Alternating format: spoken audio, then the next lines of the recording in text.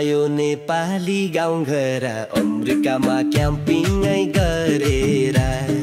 याद आयो नेपाली गाउँघर अमेरिकामा क्याम्पिङै गरेर।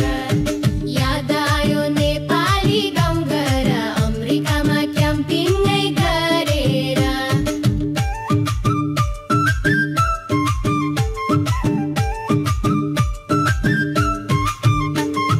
वर्ष दिनमा बल्ल बल्ल बिदा मिलाएर पाल बोकी रात बिताउन जान्छौ शिविरतिर। साथीहरू भेला भई बाहिर मरे पकाई खान्छौ बनभोज आकाश मुनि बिर्सेर सब थकाई। कति दिनमा बल्ल बल्ल जम्मा घोटा भएको गफ्फा गफ्फा हाँसो ठट्टा नाच्दै गीत गाएको। गीत गाउने कोही टोली कोही मादुल ठोक्ने रौसी फिट्ने कोही टोली ढोक्ने। याद आयो नेपाली गाउँघर अमेरिकामा क्याम्पिङै गरेर। याद आयो नेपाली गाउँघर अमेरिकामा क्याम्पिङै गरेर।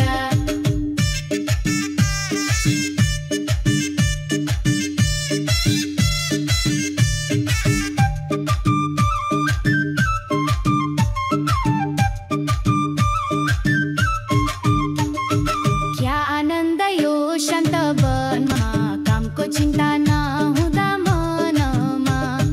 क्या आनन्द यो शान्त वनमा कामको चिन्ता नहुँदा मनमा।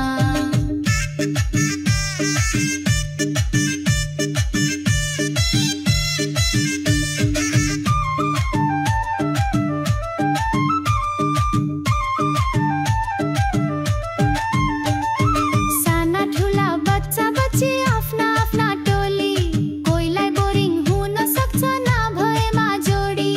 फलामले घेरेको छ आगो बाल्ने ठाउँ दाउरा ठप्दै आगो ताप्दै सम्झी आफ्नो गाउँ।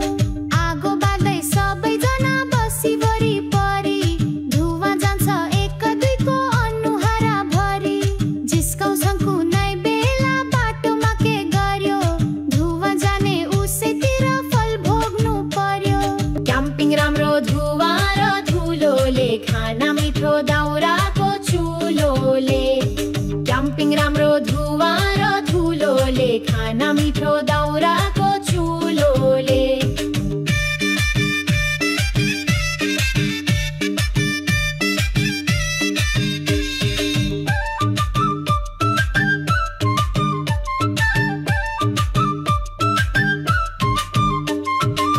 जोको हाल्दै क्या हँसाउने कोहीको कस्तो बोली। रमाइलो गरो अझै के हुने हो भोलि।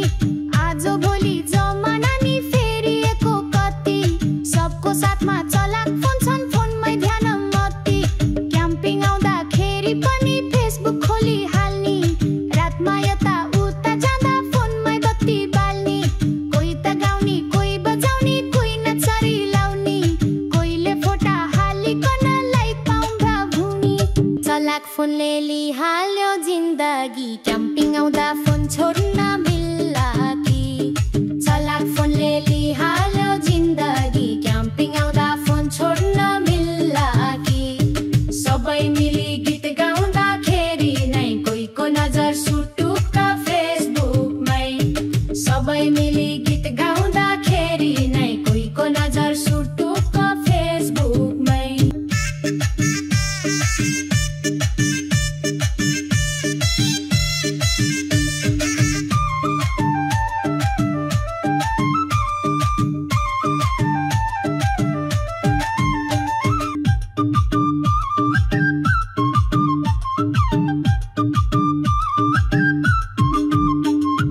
पाल्लाभित्र एडबेडामा तन्न हाली सुत्ने कहिले काहीँ त हावा फुस्की ज्यान भुइँमै पुग्ने। बाघ घुरे जस्तै घुर्छन् सुत्ने अर्को पालमा हैरान पार्छन् निदाउन खोज्दा प्रात कालमा। कहिले काहीँ त हुरी चली पाल्ने उडाउँछ कुनै बेला पानी परी सबै रुझाउँछ।